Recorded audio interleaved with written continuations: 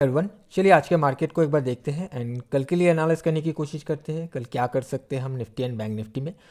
Chart पर चलने से पहले आज का जो ट्रेड है मैं वो दिखा देता हूँ आपको। आज हमने 22,850 के कॉल पर एक ट्रेड बनाया था। इस वाले कैंडल पर हमने एंट्री किया एंड इस कैंडल पर हमने यहाँ पर इसको एग्जिट कर लिया था। 1:8 रेशियो अचीव किया है आज के दिन हमने 22,850 के कॉल पर। अब चलिए हम चार्ट पर चलते हैं और देखते हैं आज क्या हुआ है, नेक्स्ट कल के लिए हम क्या प्लान कर सकते हैं। ऑलराइट, सो निफ्टी का चार्ट आपके सामने है एंड कल के दिन मैंने आपको बताया था कि निफ्टी का यहाँ पर रेजिस्टेंस है एंड यहाँ पर सपोर्ट है। अभी 23,000 को ब्रेक करके नीचे आया था, लोअर लो बनाया हुआ था, एक रेड कैंडल था, स्ट्रॉन्ग कैंडल था, फिर भी प्राइस ऊपर चढ़ गया। जो दिखता है वो होता नहीं है हर बार, राइट। यहाँ पर मैंने जिस वजह से आपको दोनों रेंज बताया था कि रेजिस्टेंस जोन ऊपर है, सपोर्ट एरिया यहाँ पर है।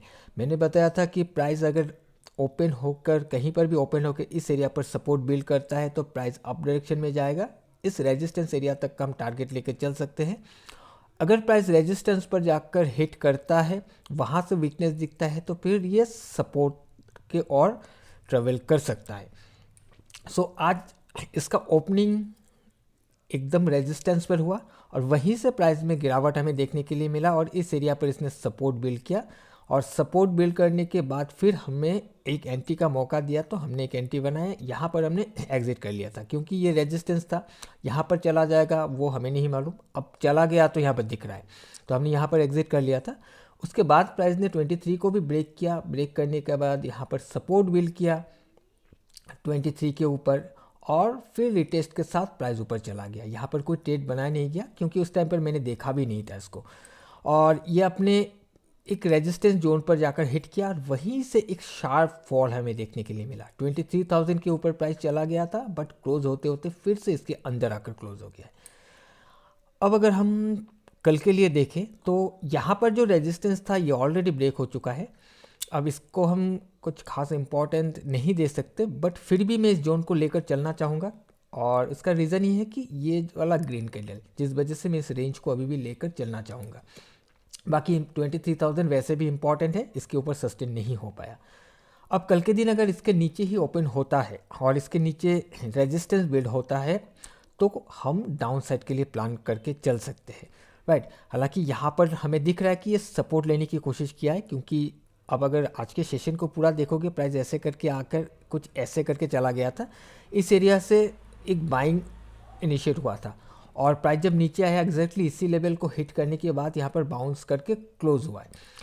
बट अगर इसको ऊपर जाना है तो देखिए 23,000 के ऊपर जाकर ये सस्टेन कर जाएगा। अदरवाइज क्या होगा, ये इसी जोन के नीचे प्राइस ओपन होकर यहाँ पर ये रेजिस्टेंस बिल्ड करेगा, यहाँ पर वीकनेस दिखेगा, तो फिर वहाँ से हम डाउन साइड के लिए प्लान करके चल सकते हैं, ओके। और अगर प्राइस को ऊपर जाना है तो ये 23,000 के ऊपर ही ओपन हो जाएगा, राइट। अगर 23,000 के ऊपर ओपन होता है एंड इसके ऊपर फिर ये सपोर्ट बिल्ड करता है तो फिर हम लॉन्ग के लिए जा सकते हैं, राइट। अदरवाइज हम लॉन्ग के लिए एकदम से प्लान नहीं कर सकते जब तक 23,000 ब्रेक ना हो। या तो ओपन होते ही ये ब्रेक करके ऊपर चला जाए एंड इसके ऊपर सपोर्ट बिल्ड करे तो हम लॉन्ग के लिए जा सकते हैं, नहीं तो प्राइस अगर इसके नीचे ओपन होता है या फिर यहाँ ओपन होने के बावजूद अगर प्राइस ऊपर सस्टेन नहीं कर पाता है और एकदम से नीचे आकर नीचे से रेजिस्टेंस बिल्ड करता है, तब भी हम डाउन साइड का प्लान करके चल सकते हैं। क्योंकि मॉर्निंग में हमें एक स्ट्रेंथ दिखा था ज़रूर, बट क्लोज होते होते इसने अपने वीकनेस को दिखा दिया। डाउन साइड का जो स्ट्रेंथ है वो हमें यहाँ पर क्लियरली नज़र आ रहा है। तो एकदम से हम आँख बंद करके भी कुछ प्लान नहीं कर सकते कि यहाँ पर ओपन होते ही हम बाई कर लेंगे या फिर ओपन होते ही सेल कर लेंगे, क्योंकि ये एरिया गिरावट हमें दिख रहा है, साथ ही यहाँ पर एक सपोर्ट लेकर बाउंस किया हुआ भी हमें दिख रहा है। तो हमें इस एरिया पर वीकनेस दिखना चाहिए, रेजिस्टेंस बिल्डअप दिखना चाहिए, तब जाकर हम प्लान कर सकते हैं, ओके। आई होप कि आपको ये समझ में आ गया होगा कि क्या प्लान कर रहा हूँ मैं कल के दिन के लिए निफ्टी में। अब बैंक निफ्टी को देखते हैं। I am sorry. Bank Nifty में मैंने आपको बताया था कि इसको अगर ऊपर जाना है तो इस दिन का जो हाई है, हाई एक बार ब्रेक होना चाहिए, इसके ऊपर एक बार हाई बनना चाहिए। अगर प्राइस हाई बनाता है उसके बाद रिट्रेसमेंट पर कहीं पर भी सपोर्ट बिल्ड करता है, क्योंकि ये लेग डाउन लेग है, यहाँ पर कहीं पर भी सपोर्ट बिल्ड कर सकता है, तो हम लॉन्ग के लिए जा सकते हैं, राइट। नहीं तो 48,000 के नीचे हम शॉर्ट के लिए जाएंगे, और ऊपर रेजिस्टेंस बहुत ऊपर पड़ा हुआ है। सो आज इसका ओपनिंग काफ़ी ज़्यादा स्ट्रॉन्ग था, एंड स्ट्रॉन्ग ओपनिंग के साथ प्राइस का जो मूवमेंट है अप डायरेक्शन में ही हुआ, एंड डायरेक्टली ये अपने रेजिस्टेंस पर जाकर हिट किया। उसके बाद प्राइस रुक गया, एंड लास्ट सेम निफ्टी की तरह एक फॉल हमें देखने के लिए मिला है। सो बैंक निफ्टी को अगर हम देखें तो अपने रेजिस्टेंस को हिट करके गिरा हुआ है। अगर आप कुछ स्ट्रक्चर को देखोगे, कुछ ऐसे करके हायर लो बनाते हुए जा रहा था, और एकदम से इसने अपने लोस को तोड़कर नीचे आकर क्लोज हो गया। तो ये इम्पॉर्टेंट जोन है, क्योंकि ये रेजिस्टेंस से जब गिरा है तब भी यहाँ पर बायर्स को फेल करके नीचे आ गया है।